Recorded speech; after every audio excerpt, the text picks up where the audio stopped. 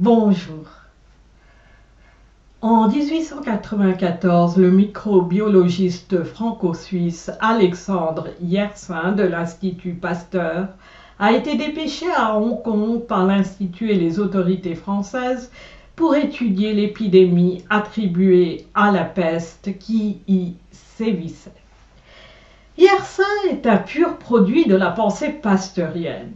Il a participé au développement du sérum supposé contre la rage et a brièvement étudié auprès de Robert Koch après une thèse sur la tuberculose.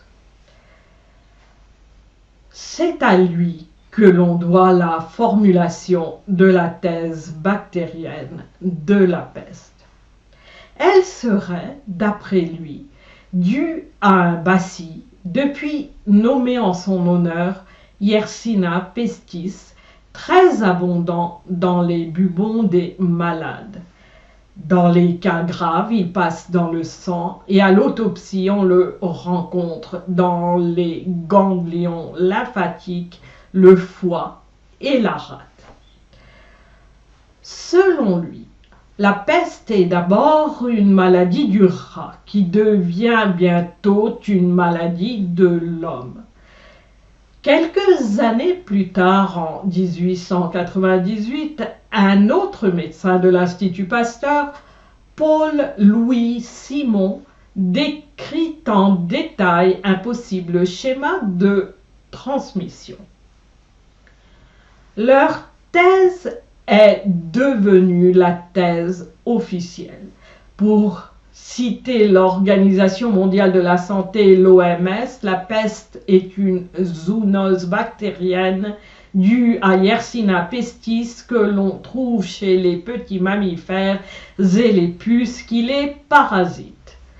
Lorsque leur hôte naturel meurt, des puces infectées peuvent piquer des humains et introduisant ainsi dans l'organisme le bacille qui passe dans le système lymphatique et atteint le ganglion le plus proche où il se réplique. C'est là la cause de la peste bubonique. Il peut y avoir peste septicémique si le bacille passe dans le sang et pulmonaire s'il atteint les poumons. Seule la peste pulmonaire est transmissible entre humains. Mais, comme on l'a vu, la mort survient si rapidement que l'infection n'a pas le temps de se propager par cette supposée contagion. Décryptons tout cela. Pour observer une bactérie, aujourd'hui comme hier, il faut la colorer.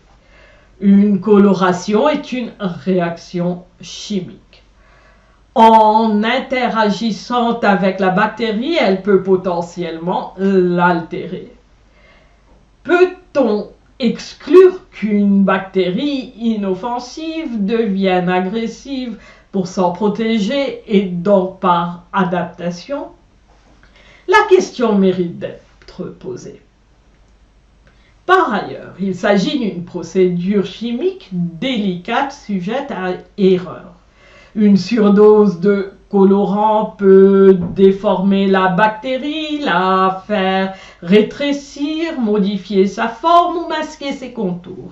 Yersinia pestis peut alors ressembler à une autre bactérie, notamment Yersinia pseudotuberculosis dont elle dérive selon des chercheurs et qui provoquerait une pathologie proche de la tuberculose. D'ailleurs, Yersinia pseudotuberculosis peut être confondue avec Yersinia pestis. Dès lors, la peste pourrait être confondue avec une forme de tuberculose. L'historien David Hurley relève d'ailleurs que certains symptômes de la peste noire décrits par les chroniqueurs de l'époque, lésions cutanées persistantes, crachats de sang, voire inflammation ganglionnaire, suggèrent des formes de tuberculose. En particulier, la capsule bactérienne, censée être ce qui permet à une bactérie de provoquer des maladies, est difficile à identifier. Certaines bactéries sécrètent des substances visqueuses ressemblant à une capsule. Or, les tissus où l'on trouve Yersinia pestis, ganglions, foie, rate, deviennent eux-mêmes visqueux en cas d'infection. Pus, sang coagulé, nécrose, inflammation. L'environnement est donc propice à des erreurs d'identification. Ce que l'on prend pour une capsule pourrait être un simple artefact du tissu infecté. Alors, comment fait-on pour distinguer les bactéries les unes des autres? Aujourd'hui, on utilise notamment le test PCR, réaction en chaîne par polymérase, bien connu depuis 2020 pour détecter l'ADN bactérien. Les fragments d'ADN sont trop petits pour être étudiés directement. Donc la PCR les amplifie, c'est-à-dire en fait plusieurs copies. Un signal fluorescent apparaît lorsqu'un fragment d'ADN correspond au marqueur génétique que le test PCR cherche à identifier. Cependant, cette fluorescence utilise un colorant et une réaction chimique, ce qui peut potentiellement altérer la bactérie. On suppose que ce changement est minime et le séquençage est censé résoudre ce problème. Mais pour le vérifier, il faudrait observer l'ADN sans altération. Sinon, on séquence quoi? Et cette observation n'est pas possible sans altération. Alors que détecte-t-on vraiment? De plus, la longueur d'onde de la lumière visible est plus grande que la taille des fragments d'ADN, ce qui peut aussi provoquer des interférences et donc des altérations. Ce problème se pose dès le début car l'observation se fait avec un microscope optique. Les microscopes électroniques, parfois aussi utilisés, posent d'autres problèmes comme l'a expliqué le neurobiologiste Harold Hillman. À cela, ajoutons que l'ADN observé dans des tissus humains et animaux n'est pas forcément d'origine bactérienne. Comme l'a expliqué Karim Ulis, inventeur de la PCR, avec cette technique, on peut trouver presque n'importe quoi chez n'importe qui. En effet, si vous amplifiez une seule molécule jusqu'à ce que vous puissiez vraiment la mesurer, ce que la PCR peut faire, il n'y a que très peu de molécules dont vous n'avez aucun exemplaire dans votre corps. On peut donc considérer que c'est une mauvaise utilisation que de prétendre que c'est significatif. Ce qui nous amène à la question de la présence de la bactérie dans des sujets sains. D'après l'OMS, un quart de la population mondiale serait porteuse du bacille de la tuberculose, mais seulement 5 à 10% risquent de développer la maladie. Quand lui-même a fini par admettre que la seule présence n'implique pas nécessairement la maladie.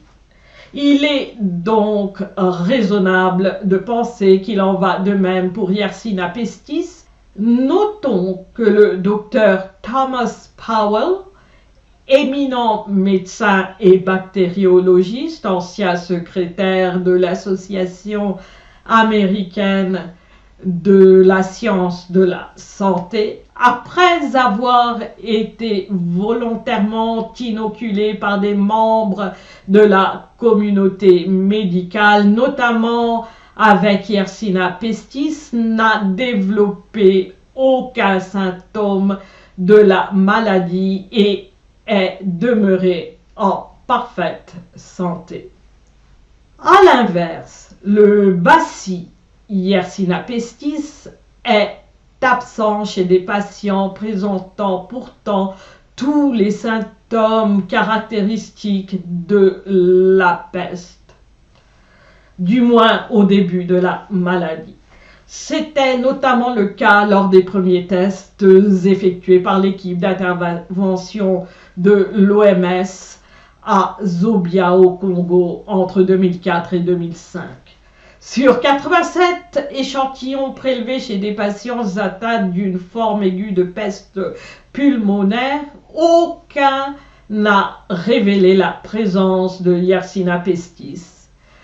Dans de telles situations, on tente de trouver des explications techniques comme celle de tests inadéquats, sans jamais remettre en question l'hypothèse bactérienne elle-même. Rappelons que selon la thèse officielle, la peste pulmonaire constitue une évolution de la peste bubonique. L'absence du bacille à un stade aussi avancé de la maladie soulève donc de sérieuses interrogations sur cette hypothèse. Cette absence, du moins au début de l'apparition des symptômes, pourrait indiquer que cette bactérie joue un rôle de charognard. Un comportement bien documenté chez certaines bactéries, consistant à se nourrir de tissus déjà endommagés, permettant ainsi la régénération des tissus sains et ce faisant la préservation de la vie de l'hôte. Cette hypothèse pourrait expliquer la létalité exceptionnellement élevée observée lors de l'épidémie moderne de peste asiatique, bien au-delà des taux estimés par l'OMS qui les situe entre 50 et 60%. En effet, Yersa et ses collègues de l'Institut Pasteur avaient mis au point un sérum censé lutter contre la peste bubonique, donc ciblant Yersinia pestis. Ce sérum a été administré à des malades, notamment à Bombay, mais les résultats se sont révélés peu concluants. Cela laisse penser que l'inoculation du sérum en éliminant Yersinia pestis aurait pu priver les patients d'un précieux allié protecteur. En particulier, le fait que le sérum n'ait eu aucun effet significatif sur l'évolution de la maladie, par là je veux dire à faire baisser les symptômes et à soigner, tend à renforcer l'idée que Yersinia pestis n'en serait peut-être pas la cause. Cette absence du bacille à l'apparition des symptômes remet aussi en question la transmission d'une bactérie infectieuse via des puces, voire directement des rats. D'ailleurs, les expériences sur la transmission présentent des problèmes. Les espèces de puces utilisées varient, toutes n'affectant pas au même degré, ainsi que d'autres facteurs comme les régimes alimentaires. D'où des résultats incohérents d'une étude à l'autre. Qui plus est, ces expériences sont réalisées dans des conditions contrôlées en laboratoire qui ne peuvent refléter les conditions naturelles bien plus complexes dans lesquelles a lieu toute éventuelle transmission. des lacunes dans la compréhension du mécanisme moléculaire de transmission remettent aussi en cause le schéma supposé. Bref, l'identification de Yersinia pestis comme distincte d'autres bactéries et capable d'infecter soulève des interrogations, tout comme le fait sa présence qui ne semble pas nécessairement impliquer la maladie, ni son absence empêcher nécessairement son apparition. Cela suggère que cette bactérie pourrait ne pas être la cause des symptômes attribués à la peste, sans pour autant remettre en cause sa présence dans les tissus endommagés à un stade ultérieur. Par ailleurs, bien que la transmission de la peste reste encore largement incomprise, l'hypothèse selon laquelle elle proviendrait des rats et des puces demeure plausible, à l'instar de la morsure de certains serpents et araignées qui introduit des substances venimeuses dans l'organisme. En outre, Samuel Cohn souligne que la peste a frappé la région de l'Inde cultivant le blé, mais pas celle cultivant le riz, et cela malgré une infestation de rats dans les villes des deux régions comme Bombay et Madras, où la peste n'a fait son apparition qu'en 1917 après l'importation massive de blé.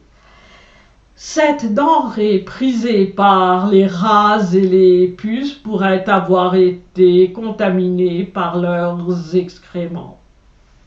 Notons que toute la Chine n'a pas été touchée, notamment Beijing, également infesté de rats. Donc la présence de rats en soi n'impliquerait pas la peste. La seule présence de puces n'est pas suffisante car celles-ci ne survivent qu'1 à 2 semaines sans hôte.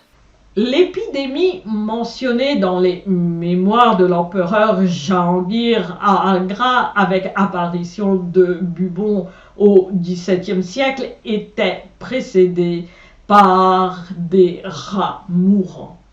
Cela dit, à Bombay, seulement 3% des rats étaient porteurs de la maladie, ce qui expliquerait le faible taux de mortalité et au XVIIe siècle le fait que l'épidémie soit restée très locale et remettrait en question les épidémies à forte mortalité telles celles de la peste noire du Moyen-Âge en Europe comme étant dues à la peste, c'est-à-dire à la même maladie qu'en Asie au tournant du XXe siècle, qu'elle soit bactérienne ou non. D'autres facteurs confirment l'absence d'infestation de rats et de puces à l'époque en Europe. Il fait trop chaud et trop sec sur la côte méditerranéenne et en Italie en été, saison de la peste noire, et trop froid en Europe du Nord en automne et hiver pour leur survie. La rapidité de la propagation au Moyen-Âge impliquerait des hordes de rats infectés se déplaçant à une vitesse alarmante et qui, pour maintenir leur vitesse, ont dû traverser des étendues d'eau, notamment la Manche, à bord de bateaux rapides, et ce déplacement tirait du sud au nord, ce qui n'a pas de sens. Par ailleurs, on ne trouve pas mention dans les écrits de l'époque de rats morts gisant partout, et s'ils sont parfois mentionné, c'est à la suite de bien d'autres insectes et animaux. Depuis 2011, une nouvelle méthode de séquençage développée dans les années 90 pour étudier des supposés pathogènes anciens est appliquée à l'ADN de Yersinia pestis dans des restes humains d'autres époques. Cependant, ce procédé pose des problèmes, notamment la contamination par l'ADN microbien du sol. Ainsi, l'identification de l'ADN de la bactérie dans un cimetière londonien de l'époque de la peste noire dans une étude n'est pas vérifiée dans d'autres études. Quant à l'époque justinienne, parmi 2000 squelettes, seuls 11 cas ont confirmé la présence de l'ADN de Yersinia pestis.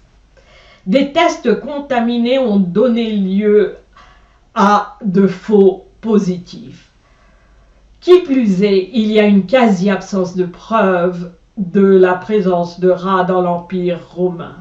La rareté des découvertes archéologiques d'ossements de rongeurs dans l'Empire byzantin est notable. En résumé, la thèse d'une contagion venant de rats et de puces ne semble pas s'appliquer à l'époque justinienne lorsqu'on ne sait même pas s'il y a eu épidémie ni aux épisodes moyenâgeux.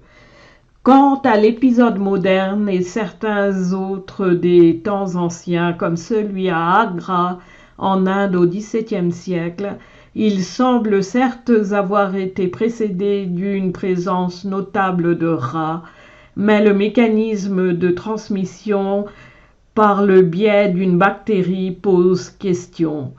Si les rats sont essentiels, alors les épisodes justiniens et moyenâgeux ne concernent pas la même maladie que ces autres épisodes. Mais le sont-ils? Dans tous les cas, la thèse bactérienne laisse à désirer. Ajoutons que la thèse bactérienne de la peste suppose en quelque sorte sa conclusion, c'est-à-dire qu'elle écarte toute autre thèse d'emblée. Or, comme on le verra dans la prochaine vidéo, d'autres explications sont plausibles. Merci.